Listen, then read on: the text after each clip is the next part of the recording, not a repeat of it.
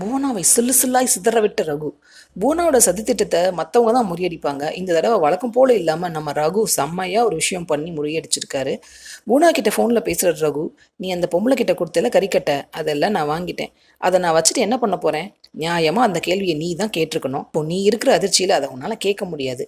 உனக்கு கோவிலில் ஒரு தாம்பூல போய் கொடுத்தாங்கல்ல அப்படின்னு அவர் கேட்க, ஆமாம் அதுக்கு என்ன போ அப்படின்னு கேட்குறாங்க புவனா. இவ்வளோ தூரம் சொல்கிறேன், இப்போ கூட அது எதுக்குன்னு கேட்குற, அந்த பையன் எங்கே இருக்குது அப்படின்னு கேட்குறாரு ரகு. காரில் என் முன்னாடி தான் அப்படின்னு புவனா சொல்ல, நீ இன்னும் 10 செகண்டில் கார்லேருந்து வெளியில் வரலன்னா காரோட வெடிச்சு சிதறிடுவ அப்படின்னு சொல்கிறாரு. அலறி அடித்து புவனாவும் அவங்க அண்ணனும் இறங்குறாங்க. 2 பேர் இறங்கி ஒரு 10 அடி தூரம் தான் நகன்றிருப்பாங்க, கார் வெடிச்சு சிதறிடுச்சு. இப்போதான் ரகு ஹீரோவாக தெரிகிறாரு. அப்படியே அந்த பிஜிஎம்மும் அவருக்கு செட் ஆகி செம்ம சூப்பராக இருக்குது பார்க்குறதுக்கே. சத்தம் கேட்டு கோவிலேருந்து எல்லாரும் வந்து பார்க்குறாங்க. புவனா பண்ண காரியத்துக்கு 10 லட்சம் ரூபாய் அவுட்டு. இன்னும் அடுத்தடுத்து என்னென்ன சதியெல்லாம் பண்ண காத்திருக்காங்களோ தெரியல புவனா. வெயிட் பண்ணி பார்ப்போம். சீரியல் அப்டேட்ஸ்க்கு எங்கள் சேனலை சப்ஸ்கிரைப் பண்ணுங்கள். மீண்டும் அடுத்த அப்டேட்டில் சந்திப்போம்.